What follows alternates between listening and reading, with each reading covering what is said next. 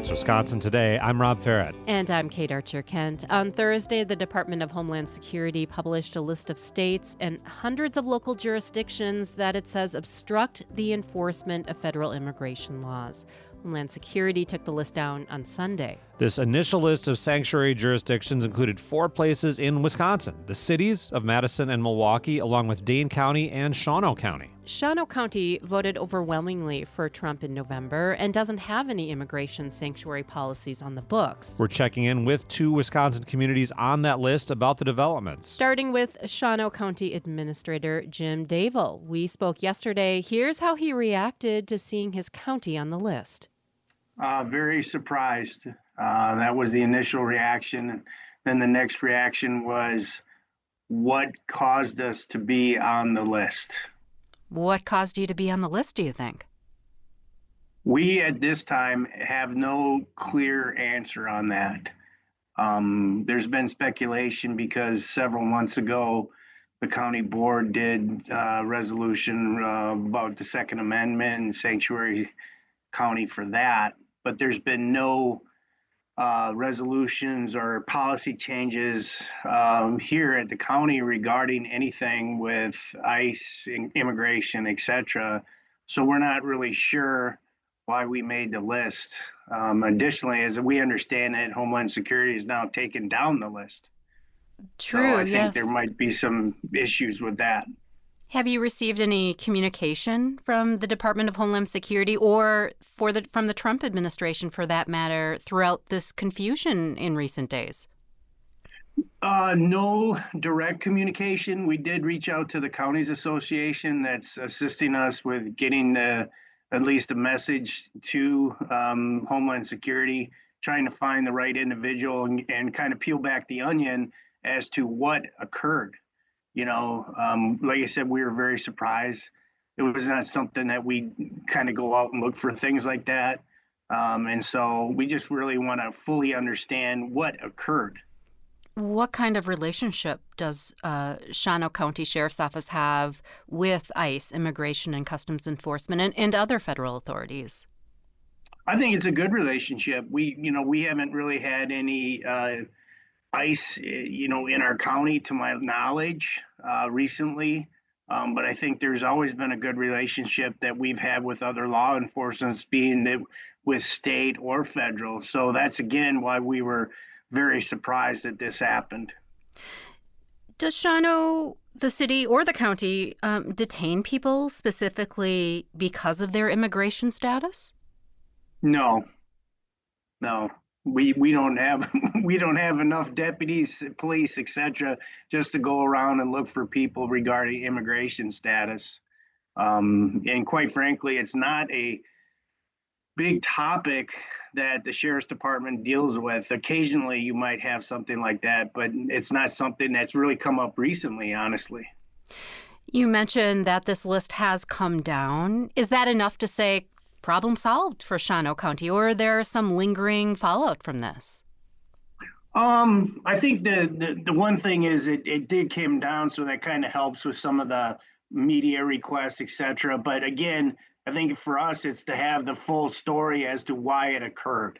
And if there was something that the county did unbeknown to us by accident, or if there was something else that the federal government was looking at to say, hey, they're not in compliance. And if that's the case, then we would like to know why, right? And then we would appropriately address that kind of situation. From what I understand, you are supportive of President Trump. Shawano County voted overwhelmingly for Trump. Is this what you expected, this situation, when you voted for him? I don't think anybody would have expected this situation. I think most folks really think it was a kind of a paperwork error, honestly. I don't think it was meant to kind of slight Shawano County by any stretch of the means. But I think, again, there was probably just some kind of office mess up, if you will, that caused this. But we really would like to know what the heck the reason was behind it. I wonder, do you think this list in any way is an overreach of federal authority that could undermine local control in Shawano County and local autonomy? What is your take on that? Well, I think it's a politically divisive topic right now across really our nation and our state. From our standpoint, is we think we're doing the right thing by supporting our fellow agencies. So I don't understand why this would have even come up with us. And again, we're just trying to figure out what the issue was. Jim, if Department of Homeland Security puts out another list, publishes another one, are you confident that Shawano County won't still be on it? I think I am confident, but I would like to talk to them before they, I guess I wish we would have known that there was a list coming out. That would have been nice to know. And then if we were on it, I think there should have been some dialogue with the counties, etc. Jim, thank you for joining us. Well, thanks for having me. That is Jim Daigle, Shawano County Administrator. We spoke yesterday about his county landing on the Trump administration's list of jurisdictions not complying with federal immigration laws. Now we're turning to the other Wisconsin county on this list. Melissa Agard is Dane County Executive, a former Democratic state senator from Madison. Melissa, welcome back to Wisconsin Today. Thanks for having me. What was your reaction to Dane County landing on this list? Well, frankly, I was appalled.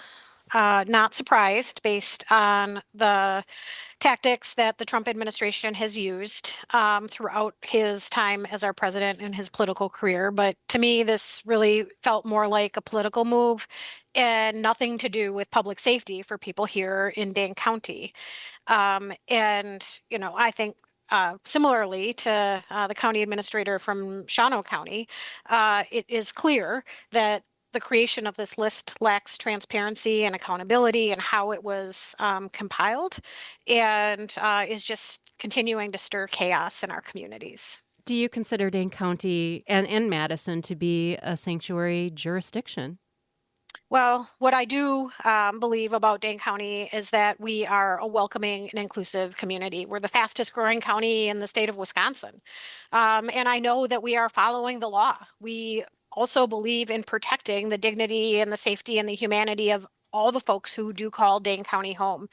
And I very much believe that this is a threat from the Trump administration that is baseless and politically motivated and is endangering the health, well-being, and safety of the 600,000 people that live here. Have you had communication either with the federal government or other authorities around this issue and this list? We found out that we were on this list on X, formerly Twitter, and have not received any additional communication from anyone in the Trump administration. And we're surprised, frankly, to see the list removed on Sunday with no further communication. Are you concerned at all about potential retaliation from the federal government if it continues to accuse Dane County of noncompliance with federal statutes? So, I've been concerned since January, quite frankly, about the well-being of the people who do call Dane County home. And I know, frankly, that it is vitally important for us to stay as on top of this as absolutely possible. So we are working with legal experts and monitoring this very closely as we have everything under this current administration. And we are ready to fight back if need be, because it is my job as the Dane County executive to make sure that I am taking care of the health, safety, prosperity for people here in Dane County. And this list and these attacks stand in our way of being able to do that. So our neighbor Illinois had nearly every one of its counties on the list, close to 100 I counted. Were you surprised Wisconsin had just 2 counties called out? Well, I did, with a lot of curiosity, click on the links and look at the maps across our nation. And I noticed that some states had no one listed, and other states had nearly every community listed. And then states like Wisconsin just had a battering. And as we've seen, the difference between Shawano County and Dane County is pretty stark when it comes to how folks vote, top of the ticket. But again, as the county administrator from Shawano County pointed out, we don't have the resources and the tools to go out into our communities. It's not our job to go out in our communities and do the bidding for the Trump administration. So, it is vitally important that we realize that this is dangerous. These are dangerous actions, and it's a false narrative. It's deterring people from what it is, the work that we need to be doing as a county to lift up and work in the best interest of our constituents. Then how would you describe Dane County and the Sheriff's Department's relationship with ICE and other federal authorities? Well, it is the job of Dane County, not the job of Dane County to be doing the bidding of the Trump administration. I am quite confident that we are not breaking any laws, and in fact are working in the best interest and within the parameters of the laws to take care of the people here in Dane County. It is our job to follow all applicable federal and state laws. And I don't believe that in my attorneys that I've spoke to does not believe we are out of compliance with any of them. And it is the federal government's role to provide oversight of immigration. And our county government is determined to continue to provide very high quality services for our residents, which is our mission. We are not immigration enforcement. So if Homeland Security puts out another list, and presumably with Dane County still on it, how will you proceed? So we are working, as I mentioned earlier, every single day to monitor what is happening in Washington, D.C. and its impacts on our community. It is my hope that people here in Dane County understand that we value them, that we're going to do everything that we can to make sure that they are not bullied and we're not turning our backs on our neighbors. There is a reason why we are the fastest growing county in Wisconsin. And we will continue to work every single day to ensure that we are a place of hope and opportunity and safety for folks. Melissa, thank you for joining us. Thank you very much. Melissa Agard is Dane County Executive. She was with us to discuss Dane County appearing on the Department of Homeland Security's now deleted list of sanctuary jurisdictions not complying with federal immigration law. Earlier, we heard from Shawano County Administrator Jim Daigle about why he believes his county was included by mistake.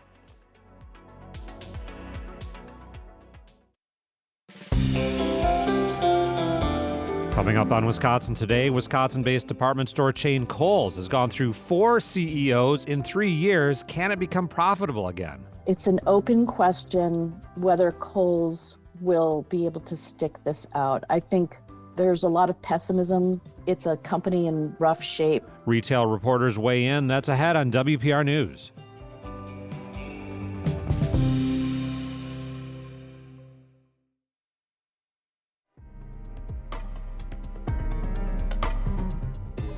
It's Wisconsin Today. I'm Rob Farrett. And I'm Kate Archer-Kent. Menominee Falls-based department store chain Kohl's has hired an interim CEO after the previous leader, Ashley Buchanan, was found to be funneling business to his romantic partner. Kohl's is one of the largest department stores nationwide. Its financial struggles continued last week with its first quarter earnings report. Kohl's reported a sales decline of 4.1%. The company reported a net loss of $15 million.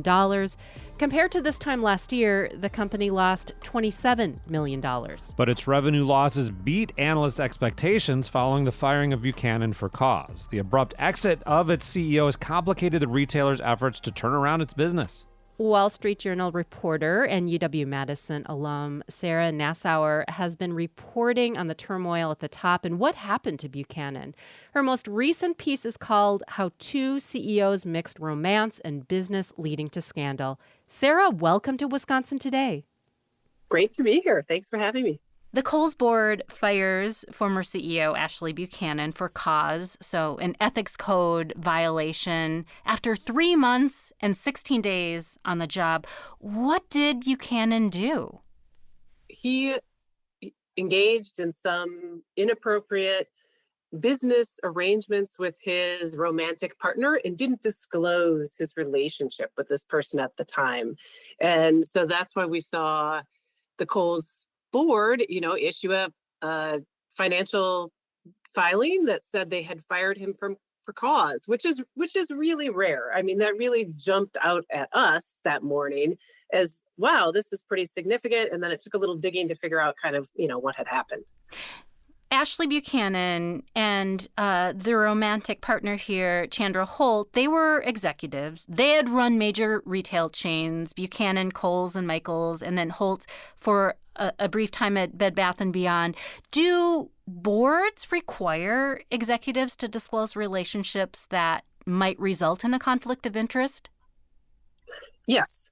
They don't require, you to say who you're dating if there's no entanglement, right? You don't have to share every bit of your love life with a board. But in this case, they both met at Walmart. They were both Walmart executives. He had gone on to Michaels when he left Walmart. She had gone to be the CEO of Conn's, another Texas retailer. And then, as you said, was at Bed Bath & Beyond. And then, more recently, was starting a product, a coffee pod, like a K-Cup company, and talking to both Michaels and Kohl's about those products. So in this case, there was a lot of entanglement in terms of they're both in the same industry. And so this Incredibrew product, this K-Cup product, there's a picture in the article of it being on the shelves in Michaels. So some of these deals went through.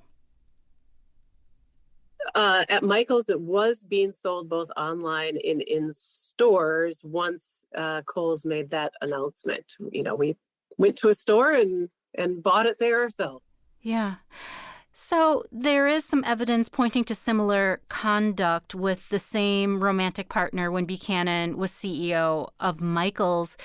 Can you talk at all about this history of this type of behavior in terms of business dealings or even, promoting people for particular jobs?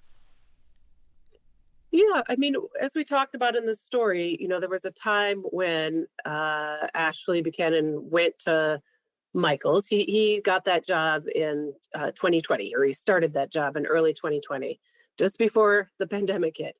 And at the time, Michaels was actually trying to recruit Chandra Holt for a high-level executive role. That didn't happen. She never went there.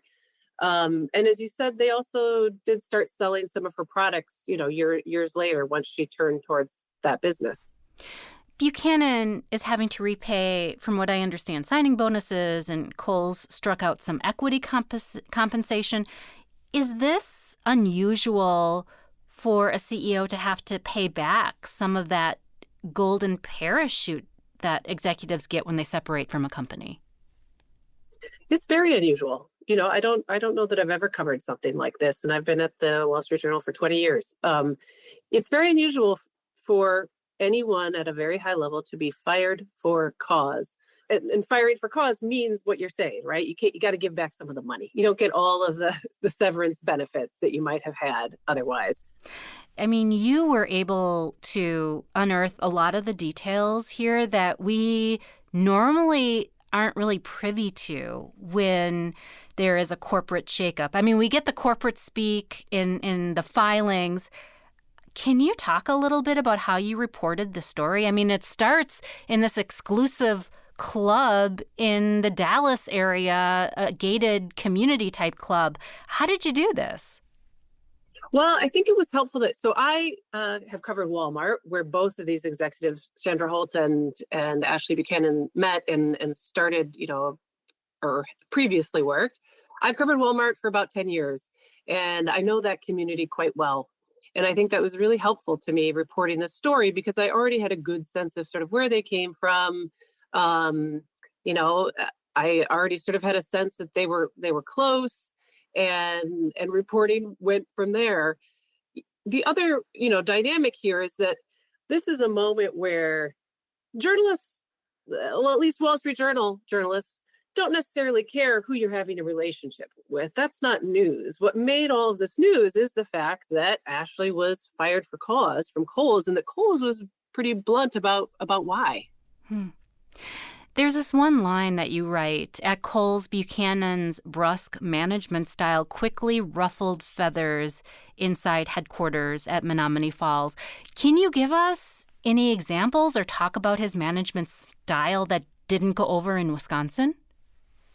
Yeah, for years, Ashley has been known, multiple companies that he's worked at, as really smart, really sharp, really a tough negotiator with the retailers' suppliers, but also, and someone who gives a lot of autonomy to the people that work for him, but also somewhat brusque in the way that he interacts.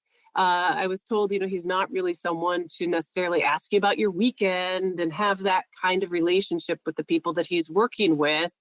And he can be just very direct in how he's talking about what works and what doesn't work. So the new CEO stepping in, Michael Bender, fourth CEO in less than 3 years. How does this kind of churn tend to affect a retail business financially, or their future? Well, Michael Bender is the fourth CEO that Kohl's has had in 3 years, and that's a lot. They had earnings yesterday, and he did sort of address the fact that there's been a lot of change, but they're not changing their strategy for now. He's the interim CEO, so that means there'll likely be another person. It means that Kohl's has tried many strategies, right, in recent years, and they haven't worked. And they continue to look for a combination of operating, ideas that will grow their sales faster. And when you have management change, of course, that means that, the company has to adjust to someone else's strategy. But as a reporter, I always see that more as a sign that what they're trying to do is quite difficult. In terms of comparing Kohl's to other retailers, is Kohl's more on shaky ground, or what would you say? Yeah, Kohl's is on shakier ground than some of the other retailers I cover. We've seen Walmart, for example, has done really, really well since the beginning of the pandemic through this time of increased inflation that we've been living through.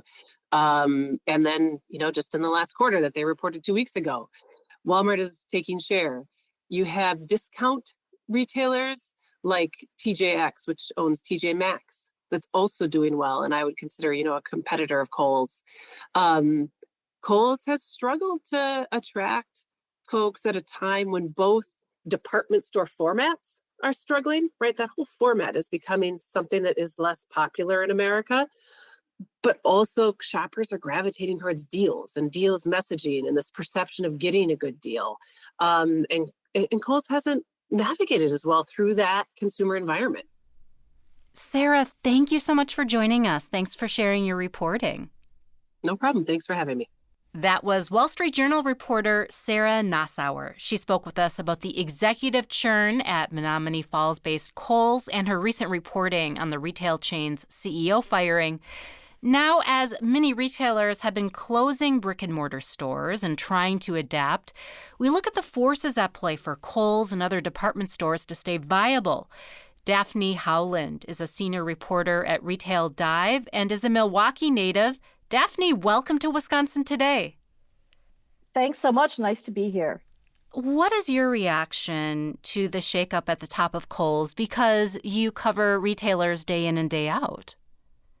It was pretty shocking, and we know, because we've been covering the turnaround at Kohl's, how difficult it's been, and just how critical that leadership position is.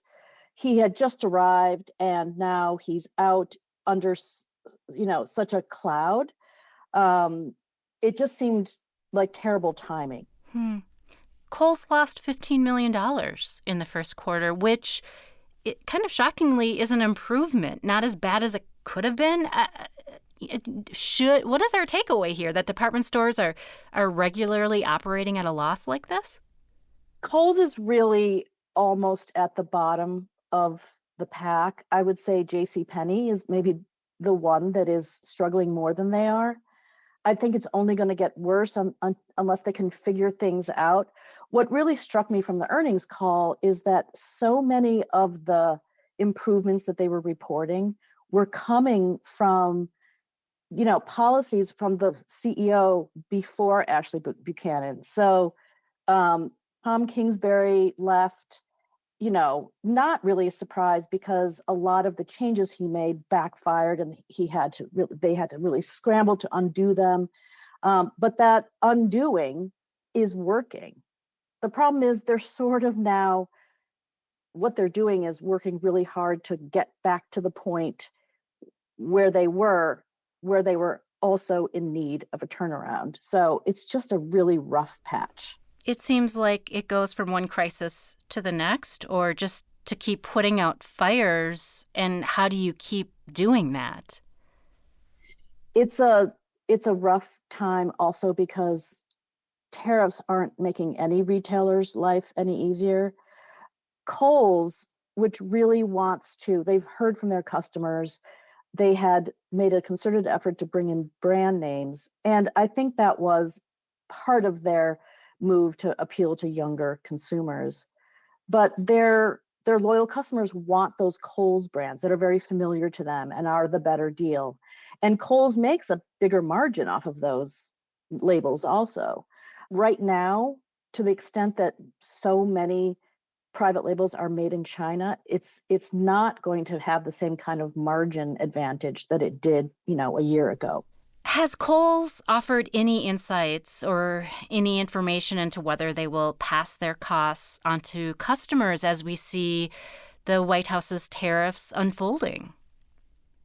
They're not planning on raising prices, at the moment. They're not changing their pricing approach, but they're not really in a position to. They don't necessarily have a lot of price elasticity. They need to bring back Kohl's Cash. They're adding more. They had taken away a lot of the usefulness of those coupons because they were more exclusions. That also upset their customers. And so probably you'll see prices hold steady, if not fall. One thing that strikes me about Kohl's is its massive footprint with real estate. How does its real estate holdings factor into the company's fiscal position, if at all? They have really pushed back on the idea of downsizing very much. They did announce that they were going to close 27 stores. I think some analysts expect them to downsize much more, but they say their stores are profitable, and it can be, a retailer's going to be hard pressed to close a store that is still making money. Obviously, it's a lot easier to operate stores well when you don't have as many. And right now, the state of Kohl's stores they don't have enough people taking care of the sales floor. They don't have enough customer service. It's hurting them. So how important is customer service? It's maybe not as important as it is in a place like Nordstrom that attracts a higher income customer, but no one wants to wander around a big store like Kohl's, and the spaces are very big, and not be able to find someone to help them out. No one wants to see, messy racks and stuff. And so they probably need more people in the stores.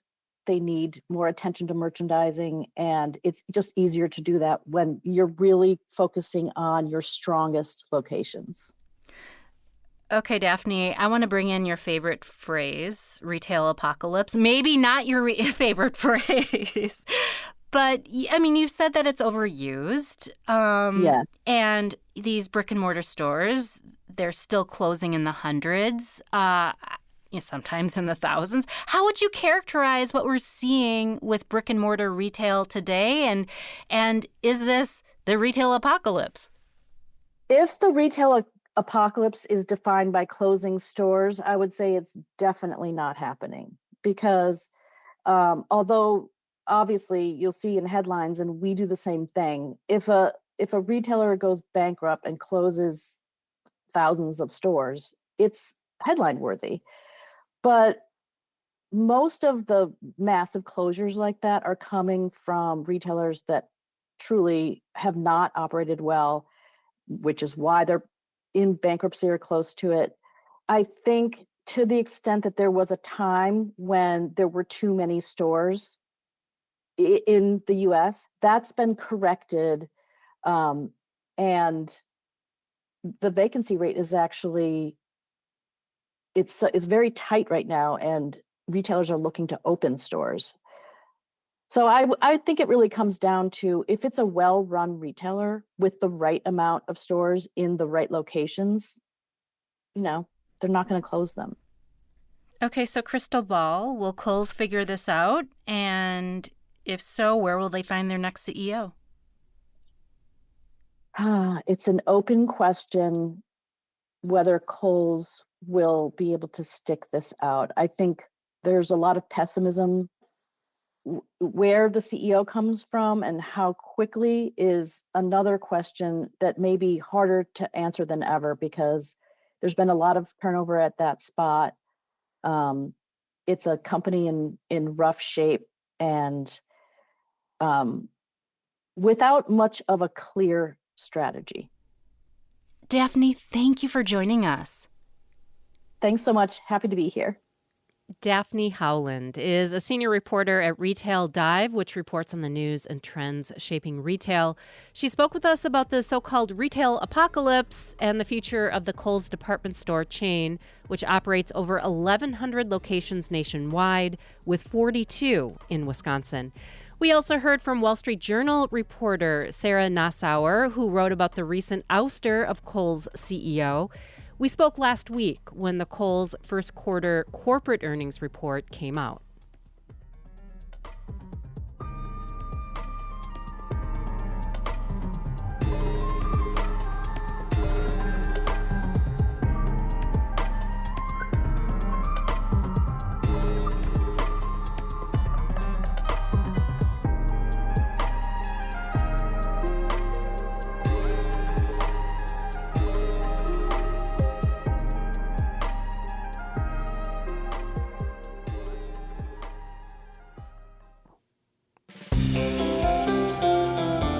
Still ahead on Wisconsin Today, shop and industrial arts are making a comeback in many schools with a high-tech twist. People's experiences with wood shop a lot of times come from what their parents had or even what their grandparents had, and the shops look different and the jobs look different in today's market. 2 Wisconsin teachers take us to shop class. That's next on WPR News.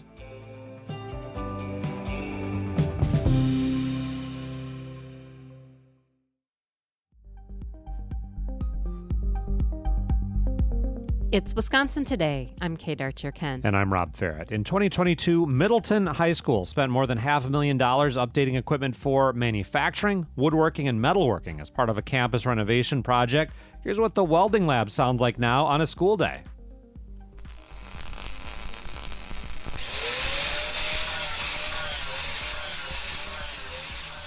This year, about a quarter of Middleton's students signed up for at least one of these courses. Middleton's investment in these classrooms are seen as a part of a wider change on the state and national level. In recent years, Wisconsin high schools have seen a steady increase in enrollment in hands-on technical education courses after years of decline. 2 Wisconsin shop teachers join us now. Quincy Miller-John teaches welding as a technology education instructor at Middleton High School, where he's been since 2017. Stacy Sievert has been a technical education teacher at Seymour Community High School since 2017. She's taught social studies there for 22 years before that. Stacy, thanks for joining us. Thank you for having me. And Quincy, thanks for being with us. Yeah, it's my pleasure. I want to get both of your origin stories. Quincy, you taught not technical education for a long time. You were an English teacher and went over to welding. What inspired you to make that change? For me, it was a lot of starting to feel like I was doing the same thing and just not seeing any results. My kids were engaged, my classes were good, but at the end of the day, I really felt like I was not leaving the kids with any real tangible skills. And when my wife and I moved to Wisconsin, had the chance to kind of reevaluate what my priorities were, and really, my enjoyment for teaching, my passion for teaching. I wanted to find something that would still let me do that. And then that led me to thinking to some of my time working with theater groups and helping kids learn how to build, theater sets. That led me to a welding degree at Madison College, and then on to a little bit of time in industry as an alternative certification pathway, and then to Middleton High School, where I'm able to work with kids every day with their hands and help them kind of bring their visions to life. And I don't have to take papers home to grade in the evening. And Stacy, you came from a couple decades of social studies teaching and then getting into industrial arts. What led you to make that change? Exactly. Well, my reason was a need in our community, really. Our school was going to be going on the 4th year of a long-term sub in tech ed. And I just really thought the program was important, saw its decline, as you can imagine, 3 solid years of a long-term sub going on the 4th. And I happened to be in the principal's office talking about homecoming, because I'm also the student senate advisor, when he got the email from the new teacher they had hired that no, he was not taking the job. He was using it basically as leverage in his own district. And so we were once again going to not fill a tech ed position. And so I told the principal literally, shoot, Tom, if you think I could do that. And so I went back and took classes at Fox Valley Tech in the woodworking department. And then I took a night class in welding and had an instructor come to me and teach me machining, because I really felt like it was a need that we needed to fill in our community. And it was going to need to be somebody from here that fixed our problem, that got the shops back cleaned up, raised the bar in curriculum so that we could bring in more and better tech ed teachers. Now, I think back a certain number of years to my days in shop class. I remember it was wood shop. I built a wooden box. It wasn't the greatest wooden box ever. I imagine these classes have changed a little bit. I want each of you to paint a picture. Let's start with you this time, Stacy. What does technological education look like for you there in Seymour? In some ways it's the same, and in some it's very different.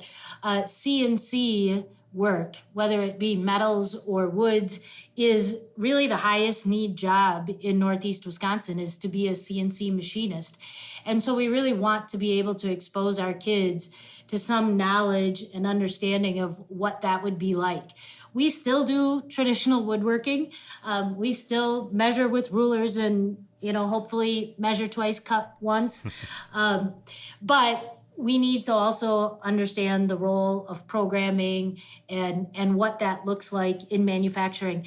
Also, I believe our students have changed some. Back when you were in school, Rob, I would guess there was a handful of kids who came really knowing some of the curriculum. They knew how to weld or they knew how to build because they were with grandpa or dad doing that.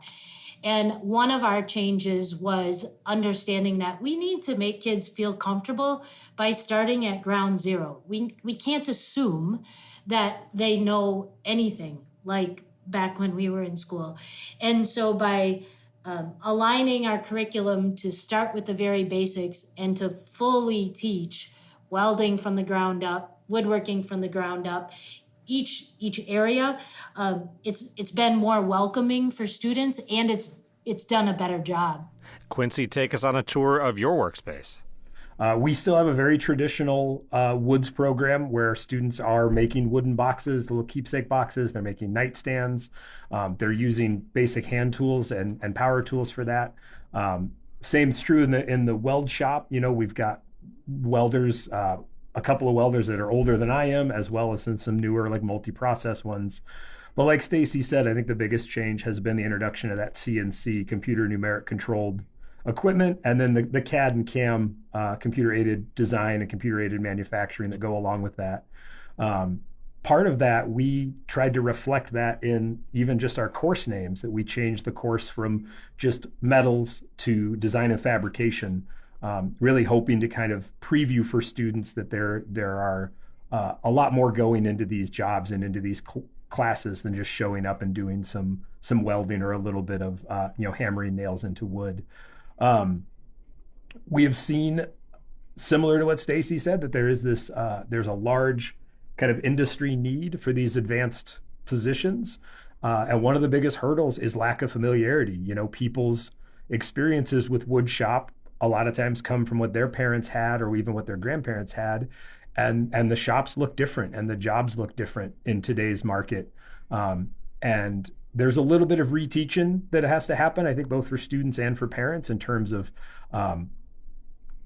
showing them that just because it now involves computers, It's still a space where every student is welcome, regardless of how they feel like they are successful in the typical school environment. You know, I think sometimes shop classes were kind of seen as those refuges for kids that weren't good, didn't excel at the game of school traditionally.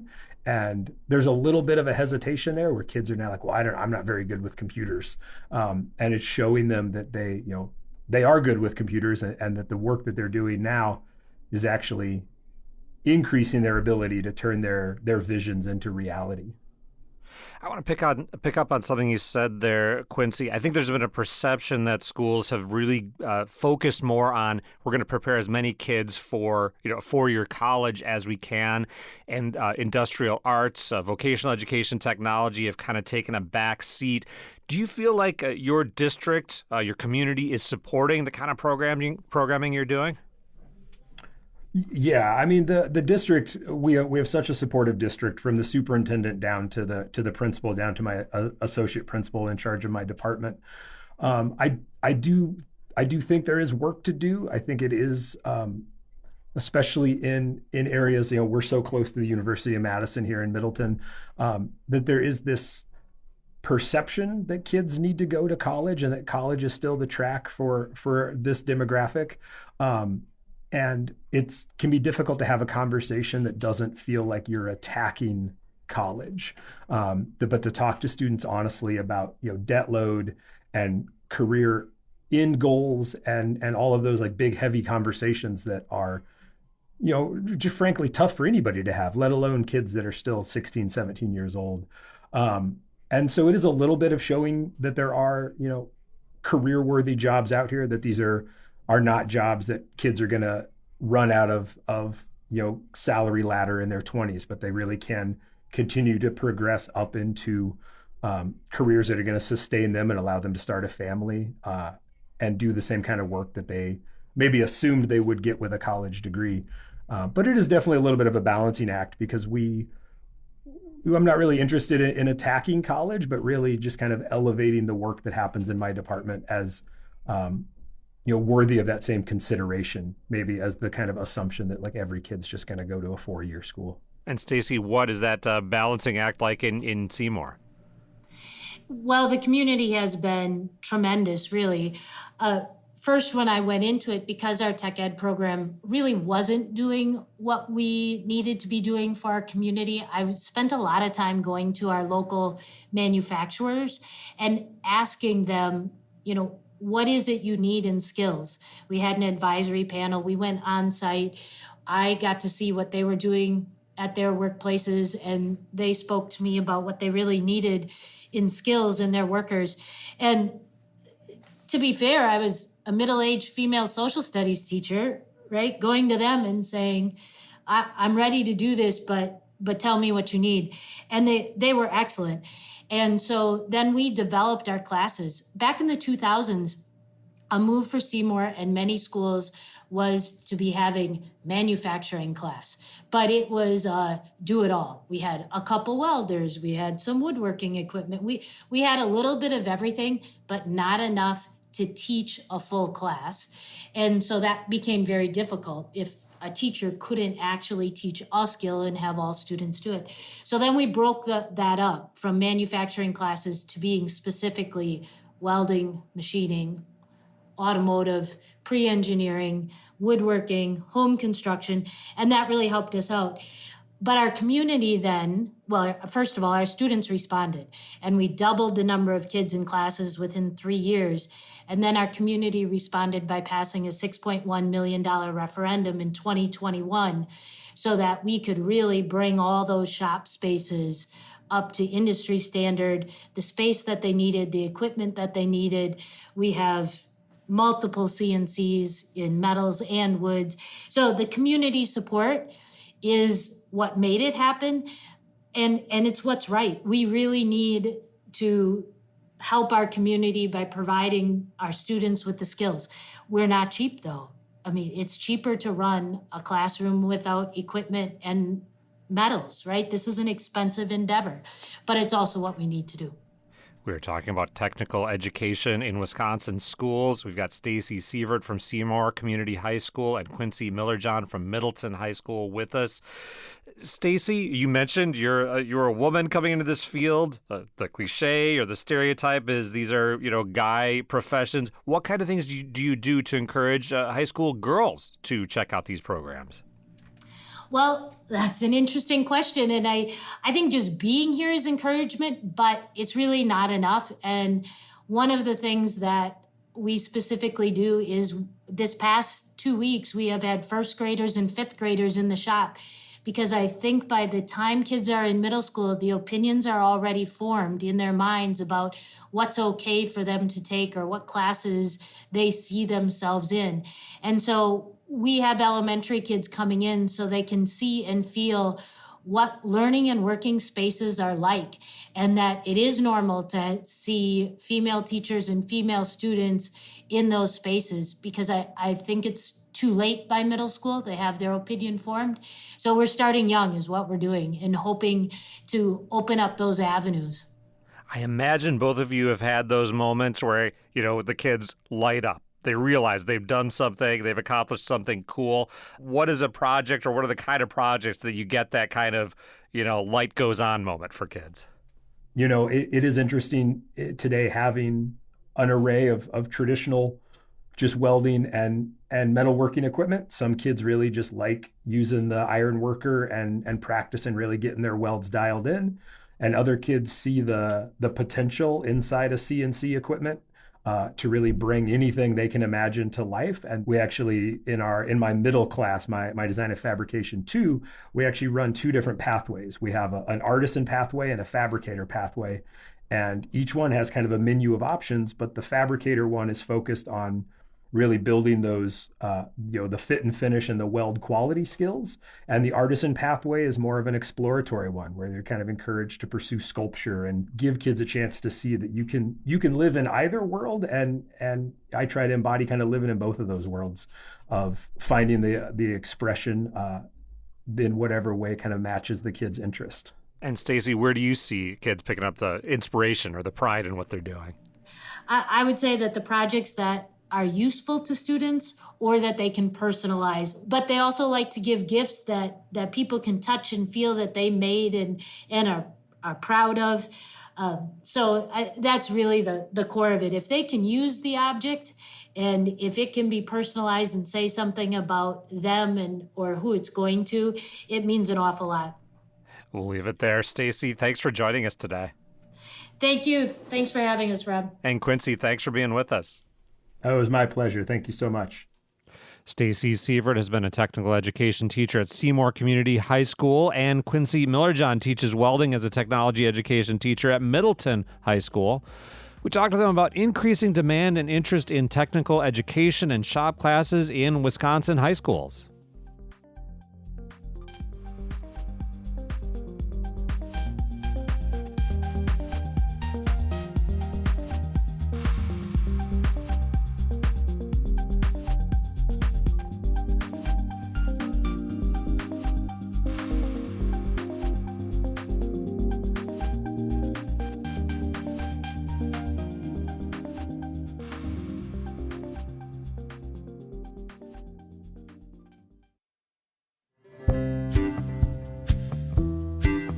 It's the start of summer reading season. Maybe you take books to the lake or tote them to the beach, or just grab a book and read it outside at the end of the day. Oh, so nice. So if you have a stack of books that you're ready to tackle this summer, let us know about it. Or if you're a student who's doing a summer library reading challenge, what is on your reading list? Are there Wisconsin authors in the mix? Do you pull from a wide variety of genres, or do you like one type of book in the summer months? Talk to us about your summer reads. We'd love to incorporate them into a future program. Email us at wisconsintoday@wpr.org, or you can call or text to get in touch. The number is 888-642-0232. Once again, that's 888-642-0232, and read on.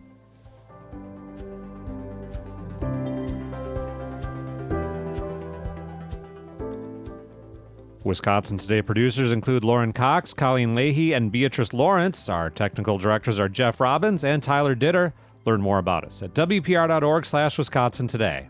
I'm Rob Ferret. And I'm Kate Archer Kent. You're listening to WPR News.